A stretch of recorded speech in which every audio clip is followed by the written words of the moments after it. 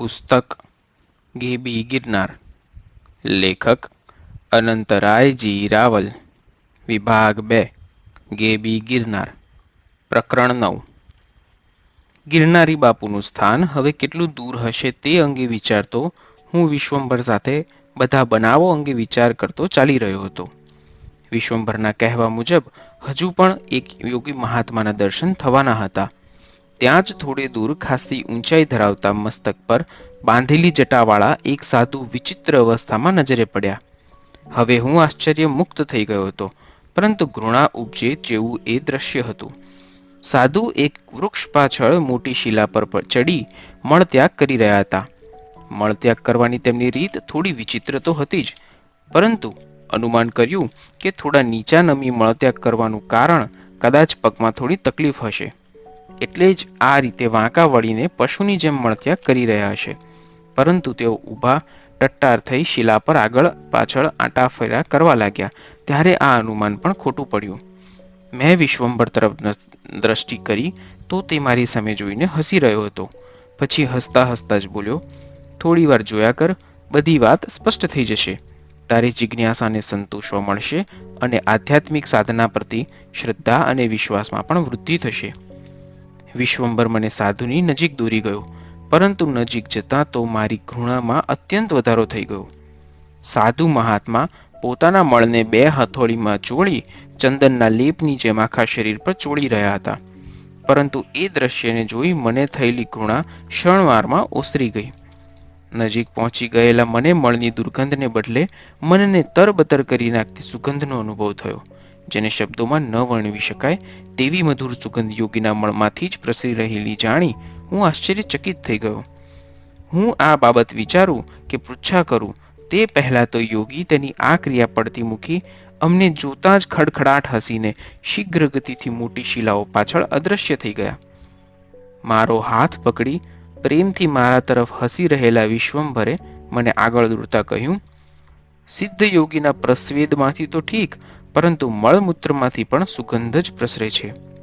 યૌગિક ક્રિયાઓ દ્વારા તેમના પંચપ્રાણ પંચકોશ સાથે 72,000 નાડીઓમાં વ્યાપ્ત સુષુમ્ણા નાડી તદ્દન શુદ્ધ થઈ ગયેલી હોય છે. આવા શુદ્ધ અને પવિત્ર યોગીના શરીરમાં ચિત્ત શક્તિમાં કુંડલીની જાગૃત થઈ ગઈ હોય છે.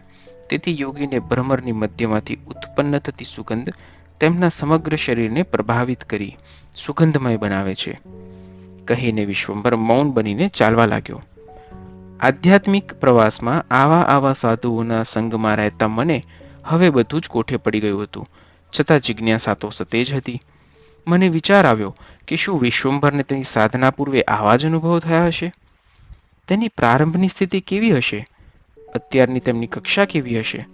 વિચારતો હું આગળ વધી રહ્યો હતો ત્યાં જ વિશ્વંભરે કહ્યું, પ્રત્યેક સિદ્ધ યોગી પ્રારંભમાં સાધારણ સાધક જ હોય છે.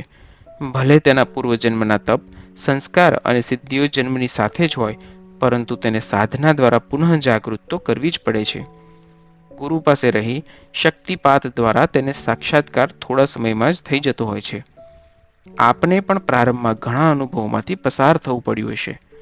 હું વિશ્વંભરને ઉક્ત પ્રશ્ન પૂછી રહ્યો હતો ત્યાં જ વચ્ચે વિશ્વંભર મેં તેમના માટે પ્રયોજેલ આપ શબ્દથી જાણે છંછેડાયેલ હોય તેમ કૃત્રિમ ક્રોધ ભરેલા અવાજમાં પ્રેમથી બોલ્યો, અરે છોડ એવી આપ જેવી ઔપચારિકતા.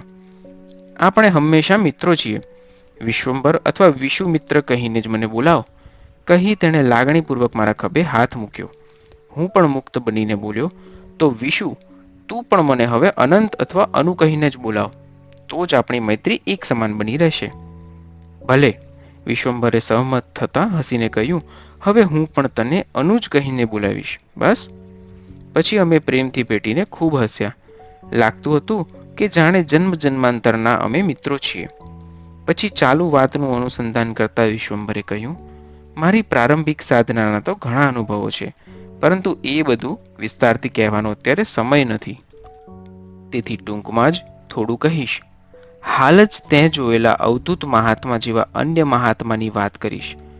30 વર્ષ પૂર્વે મારું મુંડન હરિદ્વારમાં થયેલું, અર્થાત ગુરુ મહારાજ પાસેથી દીક્ષા લીધેલી. એ પછી હું ગુરુ મહારાજના ગુરુભાઈ સાથે તેમના આશ્રમમાં ગંગોત્રી તીર્થ પર રહેલો. તે પણ એક રીતે મહારાજ ગુરુ જ હતા. તે સિદ્ધ મહાત્માનું નામ પાર્થનાથજી છે. નિત્યાનંદના નામે પણ તેઓ ઓળખાતા. પાર્થનાથજીના સાનિધ્યમાં રહી પ્રથમ હું એક ખાસ વાત શીખ્યો, જે પ્રત્યેક નવા સાધકે ધ્યાનમાં રાખવા જેવી છે. પછી મારી સામે સ્થિર દ્રષ્ટિ કરીને કહ્યું, મહાત્મા પાર્થનાથજી પાસે દરરોજ અનેક પ્રકારના લોકો, રાજાથી માંડીને રંક સુધીના, તેમના દુઃખ દર્દ મટાડવા અને આશીર્વાદ મેળવવા આવતા. તેમાં ભલભલા ધનવાન, શ્રેષ્ઠ કલાકાર, પ્રસિદ્ધ ફિલ્મ અભિનેતા, ગાયક, પ્રવચનકાર, મોટા અમલદારો વગેરેનો પણ સમાવેશ થતો હતો. પછી થોડું અટકીને પુનઃ આગળ કહ્યું, આ બધા લોકો વગેરેનો જે ગુરુ મહારાજ પાસે તેમના કૃપા પ્રસાદ માટે આવતા, તેઓને કાંઈ ને કાંઈ અભાવની વાતો કરતા. તેમની પાસે ભલે બીજું બધું ગમે તે હોય, પરંતુ એક બાબતની પૂરેપૂરી ખામી હતી. એ હતું તેમનું નબળું આરોગ્ય શરીર. તેમાંથી તેઓ કોઈ પેટ ભરીને ખાઈ શકતું ન હતું. કોઈની ઇન્દ્રિયોમાં તાકાત રહી ન હતી. બધા કોઈને કોઈ ખામીના રોદણા રોતા. જે કોઈ આવતું તે કંઈ ને કંઈ દરિદ્રતા લેતું આવતું. પછી પ્રસ્તુત અનુભવોનો નિચોડ કહેતો હોય તેમ વિશુ બોલ્યો, હું શાંતિથી એ બધું સાંભળતો અને એ લોકો પાસેથી મારે કયો અવગુણ જાણવો, કયો ગુણ ગ્રહણ કરવો, બોધપાઠ લેવો, તેનો વિચાર કર્યા કરતો. પછી થોડું અટકી પુનઃ બોલ્યો, મેં જોયું કે તેઓ બધા તેજહીન, સમતાહીન અને રોગિષ્ઠ હતા. પૈસા હોવા છતાં પણ તેઓ અસંતોષી હતા. ન તો તેમનામાં કોઈ વીર્યબળ જણાતું કે ન તો મુખ પર તેજ. તેમનામાં ફક્ત નવા નવા રોગો વધતા જોતો. પછી થોડું અટકીને વિશુ પુનઃ બોલ્યો, ગૃહસ્થાશ્રમીઓની આ કરુણ દશા જોઈ મારું હૃદય દ્રવી ઉઠતું. વાત કરી રહેલા વિશ્વંભરના ચહેરા પર મને ભગવાન બુદ્ધની કરુણતા સ્પષ્ટ દેખાઈ રહી. પછી હોઠ પર અંગૂઠો અને આંગળીનો સ્પર્શ કરી ગંભીર સ્વરે આગળ કહ્યું, આ બધું જોતા મને આનું એક કારણ સમજાયું. આ છે તેમના વીર્યની નિરંતર થતી દુર્દશા, ઇન્દ્રિય લોલુપતા અને મુખ્યત્વે અનિયમિત અને બેફામ જીવન. ધનના આધારે આ બધા પ્રકારના ભોગો તે ભોગવે છે. સુખની ભ્રાંત સ્થિતિમાં તેઓ રહે છે. વાસ્તવમાં આ ભોગ જ તેમને ભોગવે છે અને વિચિત્ર રોગોના શિકાર બને છે. હું શાંતિથી સાંભળી રહ્યો હતો, પરંતુ મારા મનમાં હજુ પણ પેલા સાધુ વિશે વિચારો આવી રહ્યા હતા કે જે મળનું લેપન શરીર પર કરી રહ્યા હતા, તેના મળમાંથી કોઈ અનેરી સુગંધ આવી રહી હતી. જેના અનુસંધાને જ મેં વિશુને તેના પ્રારંભિક અનુભવો વિશે પ્રશ્ન કર્યો હતો. મારી અપેક્ષા હતી કે વિશ્વંભર આવા અનુભવની કોઈ વાત કરે ને તે સાથે જ એ જ વિષય તરફ વાતને વળાંક આપવાનો હોય તેમ હસીને તેણે એ જ વાત આગળ વધારતા કહ્યું, આ બધા સામાન્ય લોકોની જેમ અન્ય મહાપુરુષો અને સિદ્ધો પણ ગુરુદેવ પાસે આવી આશ્રમમાં નિવાસ કરતા અને આશ્રમની આજુબાજુના જંગલોમાં વિહાર કર્યા કરતા. એમાંના ઘણા દિગંબર પણ રહેતા.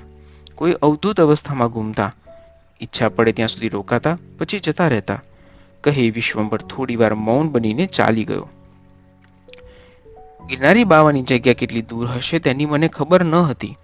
વિશ્વંભરને પૂછવાની મને કોઈ જરૂર લાગતી ન હતી. મારા રસ અને જિજ્ઞાસાને સંતોષીને વાતો સાંભળતો હું ઉલ્લાસપૂર્વક તેની સાથે કદમ મિલાવતો ચાલી રહ્યો હતો. થોડા મૌન પછી વાતના અનુસંધાને વિશ્વંભરે આગળ કહ્યું, ત્યાં આવતા એક મહાપુરુષને હું અંગત રીતે ઓળખતો. નામ હતું આત્માનંદ સ્વામી. મહાન સિદ્ધ પુરુષ હતા. આ આત્માનંદજી કલકત્તાની ગલીઓમાં ઘૂમતા રહેતા. દિગંબર અવસ્થામાં પણ લોકો તેમને મહાત્મા માની આદર કરતા, માન આપતા. તેમનું આયુષ્ય 150 વર્ષ કરતાં પણ વધુ હોવાનું મનાતું. દક્ષિણેશ્વરમાં તેઓ શ્રી રામકૃષ્ણ પરમહંસ પાસે યુવાવસ્થામાં ક્યારેક જતા, જ્યાં તેમને સામાન્ય લોકો ઓળખી ન શકતા ગંદા ભિખારી સમજી ગાંડા કાણીને તિરસ્કાર કરતા અને દૂર ભગાડતા. પંગતમાં સાથે જમવા પણ દેતા નહીં, એટલે પતરાળીઓમાં એઠું જૂઠું વધેલું ખાઈ લેતા. કૂતરાઓ સાથે બધું આરોગતા. બધામાં માત્ર રામકૃષ્ણ પરમહંસ જ તેમને સાચા સ્વરૂપમાં ઓળખતા. કાલી માતાના મંદિરમાં જ્યારે આ આત્માનંદ સ્વામીએ શુદ્ધ સંસ્કૃતમાં રાગથી મધુર કંઠે સ્તુતિ ગાઈ હતી, ત્યારે તેમના ભાવ અને કંઠની મધુરતા સાંભળનારા શબ્દ બની ગયેલા. પછી થોડું અટકીને વિશ્વંભરે આગળ કહ્યું, આ મહાત્માની ઉંમર ઘણી હતી, છતાં યુવાન જેવા દેખાતા. ખંડેર અથવા ભાંગી તૂટી ઝૂંપડીમાં એકાંતમાં રહેતા. જેવી રીતે યોગ્યોનો અંતરાત્મા મળરહિત હોય છે, તેવી રીતે આત્માનંદજીનું શરીર અને મન મળરહિત હતા. પછી મારા તરફ હસીને દ્રષ્ટિ કરી વિશ્વંભરે આગળ કહ્યું, તને થોડી વાર પહેલા મળ શરીર પર ચોળતા મહાત્માને જોઈ ઘૃણા સાથે આશ્ચર્ય થયેલ તેવું જ મારી બાબતમાં પણ પૂર્વે બનેલું. હું જ્યારે પહેલી વાર આ મહાત્માના દર્શને ગયો હતો ત્યારે તેઓ એક જગ્યાએ મળત્યાગ કરી રહ્યા હતા. નજીક ગયો અને જોયું તો એ મળને પોતાના શરીર પર ચોળી રહ્યા હતા. પ્રથમ મને પણ ભ્રૂણના ભાવ જાગેલા, પરંતુ જઈને તેમની બાજુમાં બેસી ગયો. તેમના શરીરમાંથી મળની દુર્ગંધને બદલે સુગંધ આવી રહી હતી. બીજી વાર દર્શન કરવા ગયો ત્યારે તે ગટરના ગંધાતા ખાબોચિયામાં બેઠા હતા, પરંતુ તેમના અંગોને ગંદકી સ્પર્શી પણ નહોતી. તેઓ જે પાણીમાં બેઠા હતા તે પાણી એટલું બધું ગંદુ હતું કે તેમની નજીક જવાની મારી હિંમત ન ચાલી. હું દૂર જ ઊભો હતો. તેઓ જ્યારે ગંદકીમાંથી બહાર નીકળ્યા ત્યારે મેં તેમના પગ ધોયા. પગ ધોતા હું આશ્ચર્ય પામ્યો. તેમના અંગોમાંથી અષ્ટગંધ જેવી અદ્ભુત સુગંધ પ્રસરી રહી હતી. પગ ધોતા ધોતા મેં તેમને પૂછેલું, બાબા, આવી ભયંકર ગંદકીમાં જઈને શા માટે બેસો છો? ત્યારે સ્વામીએ પ્રેમાળ સ્વરમાં મને કહ્યું, વિશ્વંભર બેટા, અંદરની જે ગંદકી છે એ તો આનાથી પણ વધુ ગંદી છે. તો શું તને પોતાને અનુભવ નથી? શરીર મળમૂત્રની ખાણ જેવું નથી લાગતું? પછી સ્નેહથી મારા મસ્તક પર હાથ મૂકીને કહ્યું, વિશ્વંભર, તું સાધક છે એટલે કહું છું, મર્મને બરાબર સમજ છે. જ્યારે તને પાણીના ગંદા ખાબોચિયામાં અને ગંગાના પવિત્ર જલમાં કોઈ ફરક નહીં જણાય ત્યારે જ તું જીવન મુક્ત. આટલું કહી વિશ્વંભર મૌન ધારણ કરી રહ્યો. તેના મુખ પર ચિંતનને કારણે ઉપસ્થિત પવિત્ર આભા હતી. હું તેના વ્યક્તિત્વને નિહાળી રહ્યો હતો. વાતો કરતા આસ્તે આસ્તે અમે રસ્તો કાપી રહ્યા હતા. અનુભવોના સાર વિશે હું વિચારી રહ્યો હતો. તરવો કઠિન ભવસાગર પાર કરવા માટે અનેક હોડીઓ છે. ગમે તે એક પસંદ કરીને બેસી જાઓ. હલેસા મારી ભવસાગર પાર કરાવનાર મળી જશે. માત્ર તે માટે ઈચ્છા અને સંકલ્પ હોવા જોઈએ. બસ, હવે ગિરનારી બાવાની જગ્યા સાવ નજીક છે. મૌન તોડીને વિશ્વંભરે કહ્યું, વચ્ચે વચ્ચે રસ્તો કઠિન છે, પરંતુ ચિંતા કરવાનું કારણ નથી. તું સાથે છે પછી ચિંતા કરવાનું કારણ રહેતું જ નથી. મેં પણ મુક્ત બનીને કહ્યું, બંને 40 ફૂટ ઊંડો કૂવો આવે છે, તે ટપીને જવાનું છે. ચાલતા વિશ્વંભરના શબ્દો મારા કાને પડ્યા. મેં વિશ્વંભર સામે દ્રષ્ટિ કરી. તેણે હસતા હસતા પુનઃ કહ્યું, બંને બાજુ ભોયરાની દિવાલો, કૂવો 70 ફૂટ લાંબો અને બંને દિવાલોને સ્પર્શ કરતો 20 ફૂટ પહોળો કૂવો છે, જ્યાં આપણે ઓળંગીને જવાનું છે, કહીને વિશ્વંભર ગંભીરતાથી મારી સામે જોઈ રહ્યો. અધધ, આટલો ઊંડો અને લાંબો કૂવો પાર કરવો પડશે? મેં ચિંતાથી પૂછ્યું, એ કઈ રીતે શક્ય બનશે? એ પણ શક્ય બનશે. શ્વેત દંત પંક્તિ દર્શાવતું મધુર હાસ્ય કરી વિશ્વંભર મારા ખભાનો સ્પર્શ કરીને પ્રેમપૂર્વક બોલ્યો, ચિંતા કરવાની કે ગભરાવાની જરૂર નથી. મેં હું ના, સબ ઠીક કર દૂંગા. દરપત આપતા વિશ્વંભરે મને હાથ પકડી આગળ કર્યો. હવે રસ્તો સાંકડો થતો જતો ટનલના રૂપમાં ફેરવાતો જતો હતો. ધીમે ધીમે મને લાગ્યું કે અમે કોઈ લાંબી ટનલમાંથી પસાર થઈ રહ્યા છીએ. આગળ ચાલતા મારા વિસ્મયનો પાર ન રહ્યો. પગ નીચેનો રસ્તો એકદમ સરળ, લીસો અને જાણે સુવર્ણથી મઢી લીધો હોય તેવો તેજસ્વી અને આકર્ષક હતો. બંને બાજુની દિવાલો અને ઉપરની છત જાણે સુવર્ણના પતરાથી મઢી હોય તેમ લાગતું હતું. આશ્ચર્યમાં ગરકાવ બની હું વિશ્વંભર સામે વિસ્ફારિત નેત્રે જોઈ રહ્યો. મારા મનોભાવોને સમજી ગયેલા વિશ્વંભરે હસીને કહ્યું, આપણે ગિરનાર પર્વતની અંદરના ભાગમાં છેક તળિયે ચાલી રહ્યા છીએ. પછી જાણે કોઈ રહસ્ય બતાવતો હોય તેમ ધીમેથી હસીને બોલ્યો, આપણે ગિરનારની અંદરના તળિયાના ભાગે ગુપ્ત અને અગોચર માર્ગે દાખલ થયા છીએ. આ રહસ્યમય માર્ગોથી સિદ્ધો, યોગ્યો અને અનેક જન્મોના સંચિત પુણ્યવાળા તપસ્વી સાધકો જ ગિરનારી બાવાની કૃપા હોય તો જ દાખલ થઈને તેમના દર્શન કરી શકે છે. કહીને વિશ્વંભર મને દોરતો મૌન બનીને આગળ ચાલતો રહ્યો. આ સમયે મને રેવાનંદજીના શબ્દો યાદ આવ્યા. રસ્તામાં વાતચીત કરતા કહેલું, આ ગિરનાર પર્વત જેટલો બહાર દેખાય છે તેટલો જમીનની અંદર પણ રહેલો છે અને તેને કારણે જમીનમાં પડેલી મોટી ખાંચને તે પૂરી રહ્યો છે. પછી આગળ ઉમેરતા કહેલું, આ ગિરનાર પર્વત પથ્થરનો નહીં પરંતુ પૂરેપૂરો સુવર્ણનો જ છે. મનુષ્ય તેના ભૌતિક અથવા ચર્મચક્ષુઓથી જોઈ શકતો નથી. ગિરનાર પર્વત સંપૂર્ણપણે સુવર્ણનો જ છે તેની મને હવે પૂરેપૂરી પ્રતીતિ થઈ ગઈ. બીજી આશ્ચર્યની વાત એ હતી કે ગિરનારની અંદર બનેલી કુદરતી ટનલમાં ઘણી અંદર સુધી ચાલી રહ્યા છતાં અંધકારનો જે અનુભવ થવો જોઈએ તેને બદલે સર્વત્ર શાંત શીતળ પ્રકાશ પથરાઈ રહ્યો હતો. આ પ્રકાશ ક્યાંથી આવી રહ્યો હતો તેનું અનુમાન હું કરી શકતો ન હતો. લાગતું હતું કે સુવર્ણની દિવાલની પાછળ કોઈ પ્રકાશિત વસ્તુ છે અને તેનો પ્રકાશ દિવાલોને વીંધીને બહાર બધું પ્રકાશિત કરી રહ્યો છે, અથવા સુવર્ણની દિવાલો જ સ્વયં પ્રકાશિત છે. ત્રીજું આશ્ચર્ય એ પણ હતું, પ્રકાશિત દિવાલો ઉપરાંત વચ્ચે વચ્ચે ચોતરફ હીરાના બનેલા હોય તેવા મોટા મોટા અને જુદા જુદા આકારના નાના મોટા તેજસ્વી ચમકતા અને પ્રકાશ ફેંકતા અનેક પથ્થરો પણ પડ્યા હતા. લાગતું હતું કે અમે હીરા તથા શ્વેતમણીના કોઈ પ્રદેશમાં વિહરી રહ્યા છીએ. રસ્તો ખૂબ પહોળો અને ચમકતા હીરા જેવા તેજસ્વી કાંકરા તેના પર પથરાયેલા હતા. ખુલ્લી જગ્યા ન હતી, છતાં મંદ મંદ શીતળતા સાથે અલૌકિક સુગંધનો અનુભવ થઈ રહ્યો હતો. લાગતું હતું કે જાણે સુવર્ણ અને હીરાના એર કન્ડિશનર શોરૂમમાં અમે ફરી રહ્યા છીએ. લાગતું હતું કે આ સ્વર્ગનું દ્રશ્ય નથી, સ્વર્ગ સ્વયં છે.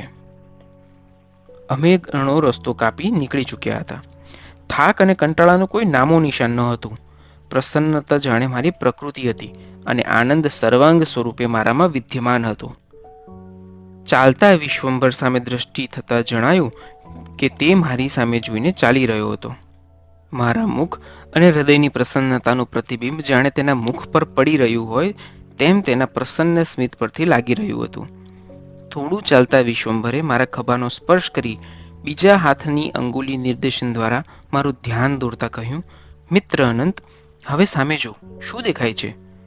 મેં સામે દ્રષ્ટિ કરી તો તે દ્રશ્ય જોઈ હું આશ્ચર્ય સાથે આનંદ વિભોર બની ગયો.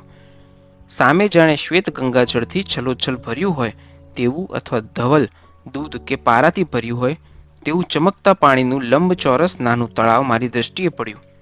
વાહ, સુંદર, અતિ સુંદર, અદ્ભુત! અવાક બનીને હું બોલી ઉઠ્યો. ત્યાં જ, હા, એ જ અદ્ભુત સુંદર ઊંડો કૂવો છે. તે અનુમાન કર્યું છે તે જ તળાવ જેવો ઊંડો કૂવો છે. ખડખડ હસીને વિશ્વંભર મારા ખભા પર હાથ મૂકીને હસી રહ્યો. પછી ઉમેરતા બોલ્યો, આપણે હવે તે 40 ફૂટ ઊંડા પાણીમાં ઉતરવાનું છે અને તેને પાર કરીને આગળ ગિરનારી બાવાના દર્શન કરવા જવાનું છે. ઓહ, 40 ફૂટ ઊંડા પાણીમાં ઉતરવાનું છે? મેં ઊંઝણ અનુભવતા કહ્યું, એ કઈ રીતે શક્ય બનશે? હું મનોમન મૂંઝવણ અનુભવતો છલોછલ ભરેલા કૂવાના કાંઠે આવીને વિશ્વંભર સાથે ઊભો હતો. બંને બાજુની દિવાલો સુધી પાણી ચળકાટ મારી રહ્યું હતું. કાંઠે કાંઠે ચાલીને જઈ શકવાની કોઈ શક્યતા ન હતી અને સામો કાંઠો 70 ફૂટ દૂર. મૂંઝવણ અનુભવતો હું વિશ્વંભરના પ્રત્યુત્તરની રાહ જોઈ રહ્યો હતો, પરંતુ લાંબા સમય સુધી તેના તરફથી કોઈ પ્રત્યુત્તર કે પ્રતિભાવ ન મળતા તેની બાજુમાં જ ઊભેલા મેં તેના તરફ દ્રષ્ટિ કરવા ડોક ફેરવી તો અચંબા સાથે હું સ્તબ્ધ રહી ગયો. વિશ્વંભર મારી બાજુમાં ન હતો. મેં પીઠ ફેરવીને પાછળ જોયું તો દૂર દૂર રસ્તો જાણે ક્ષિતિજને મળી જતો હોય તેમ લંબાઈ રહ્યો હતો. વિશ્વંભર ક્યાંય નજરમાં આવી રહ્યો ન હતો. અંદરથી થોડા ભય અને વિસ્મયથી મેં ચારે તરફ દ્રષ્ટિ દોડાવી જોઈ. વિશ્વંભરનું કોઈ ચિહ્ન નજરે પડ્યું નહીં. આમ અચાનક તેનું અદૃશ્ય થઈ જવું મને વિસ્મયકારક અને વિચિત્ર લાગ્યું. આમ અચાનક આવી જગ્યાએ ગિરનાર પર્વતના છેક તળિયે મને છોડીને વિશ્વંભરનું અદૃશ્ય થઈ જવું એ મારા માટે અકલ્પનીય અને અકળાવનારું હતું. છતાં તેની પાછળ કોઈ હેતુ હશે તેવો જ વિશ્વાસ પણ હતો ને એ વિશ્વાસના આધાર પર હું તેના દ્રશ્યમાન થવાની આશા સાથે રાહ જોતો થોડી વાર સ્થિર થઈને ઉચ્ચાટ સાથે ઊભો રહ્યો હતો. પરંતુ સારી વાર રાહ જોવા છતાં વિશ્વંભર દ્રશ્યમાન ન થતા હું અકળાઈને ધીરજ ખોઈ બેઠો ને મેં મોટેથી બૂમ પાડી, વિશ્વંભર, તું ક્યાં છો? વિશ્વંભર, વિશ્વંભર! મારી બૂમના ચારે તરફ પડઘા પડ્યા. વિશ્વંભર, વિશ્વંભર, વિશ્વંભર! હું ધીરજ ખોઈ ઉચ્ચાટ સાથે બૂમો પાડતો હતો ત્યાં જ એ ગૂંજતા પડઘાને વિંધીને વિશ્વંભરનો ગંભીર અવાજ કાને પડ્યો, મિત્ર અનંત, હું અહીં જ છું. સામે કાંઠેથી આવેલા અવાજ તરફ મેં દ્રષ્ટિ કરી તો વિશ્વંભર બે પગ પહોળા કરી કેડ પર હાથ ટેકવી હસતા મુખે કૂવાને સામે કાંઠે ઊભો હતો. હું આશ્ચર્યથી તેને જોઈ રહ્યો. ક્ષણવારમાં તે કેવી રીતે કૂવાને સામે કાંઠે અદ્રશ્ય રીતે પહોંચી ગયો? વિશ્વંભરના આ ચમત્કારની મને નવાઈ ન લાગી, છતાં સામાન્ય માણસની જેમ મિત્ર જેવું વર્તન કરી રહેલા વિશુની આવી અદ્ભુત સિદ્ધિ પ્રત્યક્ષ જોઈ હું જરૂર પ્રભાવિત થયો. હસી રહેલા વિશ્વંભર પ્રત્યે મિત્ર પ્રેમની બનાવટી રીસ સાથે તેની સામે થોડી વાર જોઈ રહ્યો હતો. આ તારી કેવી મિત્રતા! હું ત્યાં સુધી કઈ રીતે પહોંચી શકીશ? મને ખબર હતી કે આ સિદ્ધ સાધુને મુખેથી બોલીને કહેવાની કોઈ જરૂરત જ નથી. વગર બોલે તેઓ બધું સાંભળીને સમજી જાય છે, ને બન્યું પણ એમ જ. શીઘ્ર તેનો પ્રત્યુત્તર સંભળાયો. અન્યની સતત સહાયતાની તને આદત ન પડવી જોઈએ. આખરે તો જીવન મરણની સફર એકલાએ જ ખેડવાની હોય છે ને? પછી ખડખડાટ હસીને બોલ્યો, એટલે થોડી ગમ્મત કરવા તને છોડીને હું આગળ પહોંચી ગયો. બસ હવે નિરાંત રાખીને તું પણ ચાલ્યો આવ. મેં ઉત્તેજિત અને ચિંતાભર્યા સ્વરમાં કહ્યું, પરંતુ મિત્ર મારા, આ ઊંડા પાણીમાંથી હું કઈ રીતે ત્યાં આવી શકું? તરતા તો મને આવડતું નથી. તો પછી? અરે મારા મિત્ર, તારે તરીને આવવાની કશી જરૂર જ નથી. બસ જમીન પર ચાલે છે તેમજ પાણી પર ચાલવા માંડ. તું તેમ કરી શકીશ. ચાલ, પાણીમાં પગ માંડ. વિશ્વંભરના શબ્દો પર મને પૂર્ણ વિશ્વાસ હતો. વળી તેના શબ્દોની તાકાતથી હું તેમ કરવા વિવશ પણ બની ગયો હતો. આથી હું 2 ડગલા પાણીની તરફ આગળ વધ્યો, છતાં થોડો ખચકાટ અનુભવી હું ક્ષણ માટે અટકી ગયો. તે જોઈ વિશ્વંભરે કહ્યું, બસ હિંમતથી આગળ વધ, અટક નહીં. શ્રદ્ધા અને વિશ્વાસના આધાર પર જ કાર્યની સિદ્ધિ પ્રાપ્ત થાય છે. તે જ સાધકની સિદ્ધિરૂપી સાગર સુધી પહોંચવાની નાવ છે. મેં પાણી તરફ આગળ વધવા પગ ઉપાડ્યો, ખચકાટ વગર, શ્રદ્ધા અને વિશ્વાસ સાથે. શાબાશ, ડરના મત, મેં હું ના. મને તેના મેં હુંના શબ્દો પર હસવું આવ્યું. તેમજ લહેકાની જેમ મેં પણ કહ્યું, कैसे ना डरूं, તું વહાં પે મેં યહાં. ને શ્વેત પંક્તિઓ ચમકાવતા હસીને મારી સામે જોઈ રહેલા તેના પ્રતિ દ્રષ્ટિ નોંધી મેં પાણીમાં પગ મૂકી દીધો. મને અનુભવ થયો કે પાણીમાં પગ ગરકાવ થઈ જવાને બદલે મને લાગ્યું કે ડનલોપની પોચી ગાદી પર મેં પગ મૂક્યો છે, ને તે સાથે જ મારા બંને પગ પાણીમાં મૂકી મેં નિર્ભયતાથી ચાલવા માંડ્યું. મારા પગ માત્ર પેની સુધી જ પાણીમાં ડૂબેલા હતા, અને હું જાણે પાણીની બનેલી પોચી અને શીતળ ગાદી પર ચાલી રહ્યો હતો. હું મનોમન હરખાઈ ઉઠ્યો. અરે, મને પાણી પર ચાલવાની સિદ્ધિ પ્રાપ્ત થઈ ચૂકી છે. હું આનંદપૂર્વક બાળકની જેમ પાણીમાં છબછબિયા બોલાવતો ચાલતો હતો. પરંતુ મારા માટે આશ્ચર્યજનક પ્રશ્ન એ હતો કે આ સિદ્ધિ આવી કઈ રીતે? તત્કાળ જવાબ પણ મળી ગયો. વિશ્વંભર દ્વારા વારંવાર થયેલા સ્પર્શને કારણે શક્તિપાતથી જ મને આ સિદ્ધિ પ્રાપ્ત થઈ શકી છે. પાણીની પૂચી ગાદી પર ચાલતો હું કૂવાના મધ્ય ભાગમાં આવી ચારે તરફ ફેલાયેલા પાણી તરફ દ્રષ્ટિ દોડાવી રહ્યો હતો. તે સાથે પાણીમાં હું કઈ રીતે અને શાના પર ઊભો રહી શક્યો છું તે જોવાની જિજ્ઞાસા થતાં મેં પગ નીચે પાણીમાં દ્રષ્ટિ કરી તો હું આશ્ચર્યથી દંગ થઈ ગયો. પગ નીચે પોચી ગાદી જેવું કશું જ ન હતું. કોઈ પણ જાતના આધાર વગર હું પાણીમાં ઊભો જ તરી રહ્યો હતો. વધુ આશ્ચર્ય તો મને ત્યારે થયું કે જ્યારે મેં 40 ફૂટ ઊંડા પાણીની અંદર દ્રષ્ટિ કરી તો મને તળિયે પડેલા જાણે હીરાના હોય તેવા નાના મોટા પથ્થર અને ચમકતા કાંકરા નજરે પડ્યા. સ્વચ્છ જલના કારણે તળિયે હીરા અને સુવર્ણ રેતી ચમકી રહી હતી. 40 ફૂટ ઊંડા પાણીની અંદરનું નયનરમ્ય દ્રશ્ય હું નિહાળી રહ્યો હતો. ત્યાં જ મારી ફરતી નજર તળિયાના મધ્ય ભાગમાં પડી તો ચમકીને હું ભયની આછી ધ્રુજારી અનુભવી રહ્યો. ચળકતી રેતીની વચ્ચે એક મોટો સર્પ 3 ગૂંચળા વાળીને અધોમુખ પડ્યો હતો. ભયને જીતીને હું નિર્ભય બની ગયો છું.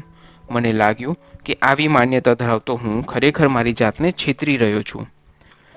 અંતરમાં ભૂરાયેલા આ ભયને કારણે જ મને વિચાર આવ્યો હતો કે જેના આધાર પર હું પાણીમાં ઊભો છું એ શ્રદ્ધા અને વિશ્વાસને હું અત્યારે ગુમાવી બેસું તો તેના આધાર પર તો હું પાણીમાં ઊભો રહી શક્યો છું. અગર તે જ ગુમાવી બેસું તો સીધો 40 ફૂટ ઊંડા પાણીમાં તળિયે મોટા સર્પ પર.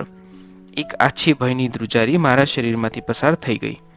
પાણીમાં રહેલ સર્પ પર સ્થિર દ્રષ્ટિ કરીને કિંકર્તવ્ય મૂઢની જેમ હું સ્થિર બનીને ઊભો રહ્યો. ત્યાં જ પાછળથી મારા ખભા ઉપર સ્પર્શનો અનુભવ થયો. સાથે ચીર પરિચિત વિશ્વંભરના સ્નેહાળ શબ્દો સંભળાયા. એમાં ગભરાય છે શા માટે? મેં હું ના. તેના હાથને પકડીને મેં પીઠ ફેરવીને જોયું. કશું જ ન બન્યું હોય તેમ વિશ્વંભર સ્નેહાળ દ્રષ્ટિ કરતો ઊભો હતો. મારો શ્વાસ નીચે બેઠો. મારા ખભા પર હાથ મૂકી વિશ્વંભરે કહ્યું, જીવનમાં ઉપસ્થિત થતી પ્રત્યેક ક્ષણને વ્યક્તિએ જાતે જ માણવી જોઈએ, તો જ તે ક્ષણનું સાચું મૂલ્ય સમજાય. પછી હસીને પ્રશ્ન કર્યો, અનુ, તે એકલાએ જાતે કરેલો અનુભવ કેવો લાગ્યો? બોલતો. અદ્ભુત. વર્ણન કરવા મારી પાસે શબ્દો નથી. હું એટલી જ કહી શકું છું કે બસ આ અનુભવ એ મારો પોતાનો અનુભવ છે. જેને સ્વયં આવો અનુભવ થાય તે જ તેને સમજી શકે. અચ્છા, સત્ય. છતાં કહે, તે શું જોયું? મને ખ્યાલ હતો જ કે વિશ્વંભર આ બધું જાણે છે, છતાં મારા મુખે જ સાંભળવા ઈચ્છે છે. એટલે મુખથી બોલ્યા વગર નીચે પાણીમાં તરી રહેલા નતમુખે સ્તૂતેલા મહાસર્પ તરફ અંગુલની નિર્દેશ કર્યો. વિશ્વંભરે તે તરફ દ્રષ્ટિ ન કરતા મારા તરફ પ્રશ્નાર્થ દ્રષ્ટિએ જોયા કર્યું. મેં ન છૂટકે કહ્યું, મેં આ નીચે પાણીમાં દેખાય છે તે સર્પ જોયો? ઓહ! આશ્ચર્યોદ્ગાર કાઢીને મારા અજ્ઞાન પર હસતો હોય તેમ હસીને કહ્યું, એ તો મહામાયા કુંડલીની શક્તિ છે. મહામાયા કુંડલીની શક્તિ? એ તો જીવંત પ્રાણીઓના દેહમાં છે. આ પાણીમાં કઈ રીતે હોઈ શકે છે? બરાબર છે મિત્ર અનંત, પરંતુ તેમાં રહસ્ય છે. ગંભીર સ્વરમાં બોલતા વિશ્વંભરે કહ્યું, તને ખબર છે, આ ગિરનાર પર્વત પણ એક મહાન આત્માનું ભૌતિક સ્વરૂપ છે. તેની ઉંમર અને આયુષ્ય મહાન સિદ્ધો પણ જાણવા સમર્થ નથી. ભૌતિક સ્વરૂપે દેખાતો ગિરનાર પર્વત દિવ્ય ચેતનાથી ભરપૂર જીવંત સ્વરૂપે બહાર અને અંદર વ્યાપી રહેલ છે. જળ ભૌતિક સ્વરૂપે દેખાતો આ પવિત્ર દિવ્ય પર્વત ચેતના પણ ધરાવે છે. આ પર્વત અસંખ્ય સિદ્ધો અને દેવતાઓનો ધબકતો આત્મા છે. સિદ્ધોમાં પણ સિદ્ધ સ્વરૂપે ચેતનવંતા દિવ્ય સ્વરૂપે પણ વિદ્યમાન છે, જેને ગિરનારી બાવા પણ કહેવામાં આવે છે. ગિરનારી બાવા એ પવિત્ર ગિરનાર સ્વરૂપનું પર્વતનું સાકાર સ્વરૂપ છે, જળવંત સ્વરૂપ છે. જળ પર્વતનું જીવંત દિવ્ય શરીર તે જ ગિરનારી બાવા છે. પછી નીચે પાણીમાં રહેલ કુંડલીનો પુનઃ નિર્દેશ કરતા કહ્યું, જડ અને ચેતન સ્વરૂપે પોતાના મસ્તક બ્રહ્મરંધ્રમાં મહાશક્તિ કુંડલિનીને શક્તિપીઠના સ્વરૂપે પોતાના મસ્તક પર ધારણ કરી રહેલ મહાન સિદ્ધ આત્મા છે. તે ગિરનાર પર્વત પર શક્તિરૂપે બિરાજેલા અંબા માતાના જે સાકાર મૂર્તિ સ્વરૂપે દર્શન કરો છો, તે સ્થાનને પીઠ અર્થાત શક્તિપીઠ કહેવામાં આવે છે. જે મહાત્મા ગિરનારના મસ્તક પર બ્રહ્મરંધ્રમાં ચડેલી કુંડલીની શક્તિ છે, જે ગિરનારની મૂર્ધા અર્થાત મસ્તકની સહસ્ત્રદલ ચક્રની અંદર સ્થિર છે. પછી નીચે અંગુલી નિર્દેશ કરતા વિશ્વંભરે કહ્યું, શરીરની અંદર લિંગ સ્થાનેની નીચે મૂલાધાર ચક્ર છે. કુંડલીની શક્તિ સર્પાકારે સુષુપ્ત અવસ્થામાં ત્યાં પડેલી છે. ધીમે ધીમે આ મહામાયા કુંડલીની શરીરના જુદા જુદા સ્થાનો પર મેરુદંડના આધાર પર ગોઠવાયેલા ષડચક્રોનું ભેદન કરીને તે મસ્તક પર સહસ્ત્રાધાર ચક્ર સુધી પહોંચે છે. આ મહામાયા કુંડલીનો મહિમા, શક્તિ અને ઉપયોગિતા એટલી બધી છે કે તેને પૂર્ણ રીતે સમજવામાં બુદ્ધિ કામ લાગતી નથી. ભગવતી કુંડલીની કૃપાથી સાધક સર્વગુણ સંપન્ન બની સ્વયં દિવ્ય સ્વરૂપ બની જાય છે. સાધકને બધી જ કળાઓ, સિદ્ધિઓ અનાયાસ જ પ્રાપ્ત થઈ જાય છે. સ્થિર પાણી પર ઊભેલા અમે જ્ઞાન વાર્તા કરી રહ્યા હતા. સર્પાકારે સુષુપ્ત અવસ્થામાં પાણીમાં અને ગિરનાર પર્વતની અંતર્ગત રહેલી એ મહામાયા કુંડલિનીના હું વારંવાર દર્શન કરી રહ્યો હતો. ત્યાં જ વિશ્વંભરે પુનઃ કહ્યું, વાસ્તવમાં દેખાતા પ્રત્યેક જળ પદાર્થોમાં પણ સૂક્ષ્મ ચેતના પડેલી જ હોય છે. પ્રાણ સર્વત્ર વ્યાપેલો છે, જે પ્રત્યેક જળ પદાર્થોમાં અતિ સૂક્ષ્મ રીતે આત્માના સ્વરૂપે રહેલો હોય છે. જ્યારે આ પવિત્ર ગિરનારનો આત્મા દિવ્ય અને ચેતનવંતો હોય તેમાં કોઈ શંકા રાખવી ન જોઈએ. ગિરનાર એ જળ અને ચેતન સ્વરૂપે મૂર્તિમંત સાક્ષાત દૈવી સ્વરૂપે આ ભૂમિ પર જાણે પલાઠી વાળીને બેઠેલો શિવ સ્વરૂપ છે. એ બધાનો દિવ્યાત્મા છે. મહાન તપસ્વીઓ, સિદ્ધો, દેવો, પૂર્વે થઈ ગયેલા અને વર્તમાનમાં વિદ્યમાન યોગીઓના આત્માની એક રસતા, એક રૂપતા એટલે ગિરનાર. તેનું સજીવ દિવ્ય સ્વરૂપ તે ગિરનારી બાવા. પછી થોડી વિશ્રાંતિ લઈ વિશ્વંભરે આગળ કહ્યું, ઘણા સાધકો અને ભાવિક ગૃહસ્થોને, ભક્તોને ગિરનારી બાવાના મનુષ્ય સ્વરૂપે દર્શન થાય છે. તે આ તેની અંદર જ બિરાજેલા દિવ્યાત્મા ગિરનારી બાવાનો અંશ છે. આ અંશરૂપ ગિરનારી બાવા ગિરનાર પરિસરમાં જ ચોક્કસ સ્થાન પર સિદ્ધો અને શિષ્યો સાથે ઘણું ખરું ગુપ્ત રીતે જ રહે છે. આ અંશરૂપ ગિરનારી બાવાનું આયુષ્ય અર્થાત ઉંમર 350 વર્ષની માનવામાં આવે છે. આ ગિરનારી બાબા ગણ્યા ગાંઠ્યા ભક્તો અને સિદ્ધ સાધુ સંતો દ્વારા લોક કલ્યાણના કાર્યો કરાવે છે. પરંતુ જે દિવ્ય સ્વરૂપ ગિરનારી બાવા છે તેના દર્શન તો પૂર્વજન્મના અનેક પુણ્યોના પ્રતાપે જ થઈ શકે છે. પછી થોડું મૌન ધારણ કરી મારા ખભા પર પ્રેમપૂર્વક હાથ મૂકી સસ્મિત કહ્યું, તારા અનેક જન્મોના તપનો ઉદય થતા તને એ દિવ્ય સ્વરૂપના આજે પ્રત્યક્ષ દર્શન થશે. તારી અંદર પડેલી શક્તિઓ જે તારા ખ્યાલમાં નથી તે સાધના બાદ પુનઃ સ્મૃતિ થશે. તારી અંદર પડેલી શક્તિઓ સિદ્ધિઓ પ્રગટ થશે. પરંતુ એ બાદ તારે આ જન્મના ઋણાનુબંધ ચૂકવવા ગૃહસ્થાશ્રમમાં રહેવું પડશે અને એક સામાન્ય સાધકની જેમ જીવન પસાર કરવું પડશે. શા માટે અને કેમ એ બધા પ્રશ્નોનો ઉકેલ તારી પાસે હશે, પરંતુ તે અંગેનું તું મૌન બનીને રહીશ. ગુરુની આજ્ઞા થશે તો અને તો જ તું લોકાપકાર અને અન્ય સાધકોના ઉપયોગ અર્થે તે પ્રગટ કરી શકીશ. મેં પણ સંકલ્પ કર્યો, હું આ બધા અનુભવો મારા પૂરતા સીમિત રાખીશ. મેં વર્તમાન ક્ષણોમાં ધ્યાન કેન્દ્રિત કરવાનો પ્રયાસ કર્યો. ત્યાં જ વિશ્વંભરે મારું ધ્યાન દોરવા કહ્યું, સાધકે સાવધાન રહી ઉપર નીચે બધે દ્રષ્ટિ રાખવી જોઈએ. પછી ખડખડ હસી પડતા કહ્યું, તે ભૌતિક સ્વરૂપે દેખાતા ગિરનારી બાવા અર્થાત ગિરનાર પર્વતના ચેતનવંતા દેહમાં રહેલ મૂલાધાર પર જ નીચે દ્રષ્ટિ કરી. હવે ઉપર ગિરનારી બાવા સ્વરૂપે તેમના ચેતનવંતા મસ્તક અર્થાત બ્રહ્મરંધ્રમાં દ્રષ્ટિ કર. જો ઉપર શું દેખાય છે. મેં ઉપર તરફ દ્રષ્ટિ કરી તો જિંદગીમાં ન અનુભવેલ કે જોયેલ દ્રષ્ટિ મારી સામે આંખો આશ્ચર્યથી પહોળી થઈ ગઈ. ઉપર દ્રષ્ટિ પડતા મને લાગ્યું કે એક વિશાળ પિરામિડ જેવા મંદિરનું કોઈ ઊંચું, ખૂબ ઊંચું શિખર હું અંદરના ભાગેથી જોઈ રહ્યો છું.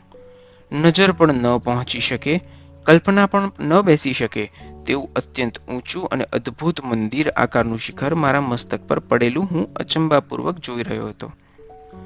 તેની મને ખબર વિશ્વંભરે ધ્યાન દોર્યા પછી જ પડી. મેં શાંતિથી ઉપર રહેલા તે શિખરનું નિરીક્ષણ કર્યું. ધીમે ધીમે ઉપર જતાં સાંકડું થતું જતું એ શિખર છેક ઉપરના ભાગે ધારદાર અણીના રૂપમાં દેખાઈ રહ્યું હતું અને તેની ઉપર નાના ગોળાકાર જેવા ભાગ પર મનુષ્યના અંગૂઠા જેવો ભાગ દ્રષ્ટિગોચર થઈ રહ્યો હતો. આટલી ઊંચાઈએ પણ બધું સ્પષ્ટ જોઈ શકાતું હતું એ આશ્ચર્યની વાત હતી.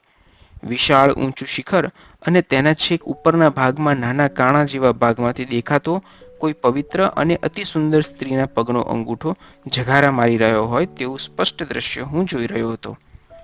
ત્યાં જ અચંબામાં ગરકાવ થઈ ગયેલા મને મારા આશ્ચર્યને પણ વીંધી નાખતા વિશ્વંભરના શબ્દો કાને પડ્યા. મિત્ર, અત્યારે તું ગિરનાર પર્વતના તળિયે પાણીમાં ઊભી તે પર્વતની ટોચના અંદરના ભાગને જોઈ રહ્યો છે. ગિરનાર પર્વતની ટોચનો આ અંદરનો ભાગ છે અને તેની ટોચની નીચે છેક તળિયે મધ્યમાં આવેલ પાણીના આ કુંડમાં આપણે અત્યારે ઊભા છીએ. હા, બિલકુલ નીચે અને બરાબર મધ્યમાં. સાંભળીને આછી ધ્રુજારી વ્યાપી ગઈ મારા શરીરમાં. વિશ્વંભરે આગળ કહ્યું, આપણે પર્વતની ટોચથી 15,000 ફૂટ નીચે ઊભા છીએ અને તે પણ પર્વતની અંદરના ભાગમાં, તેની મધ્યમાં, છેક તળિયે. છેક છેલ્લી ટૂંકની નીચે. હા, તે ટૂંક પર પ્રસ્થાપિત શક્તિપીઠની બરાબર નીચે મધ્યમાં છીએ. જે જગ્યાએ મંદિર છે જેમાં મહામાયા કુંડલિની અંબાના નામે વિરાજી રહ્યા છે અને આ તેમના જમણા પગના અંગૂઠાનો થોડો ભાગ નીચે દ્રશ્યમાન થઈ રહેલો છે. મેં દંડવતની મુદ્રામાં પ્રણામ કર્યા ને તે સાથે મારા મસ્તક પર શીતળ જળનું એક બિંદુ પડ્યું. તે સાથે શક્તિપીઠમાં લાગતા ઘંટારવનો અવાજ પણ મારા કાને પડ્યો.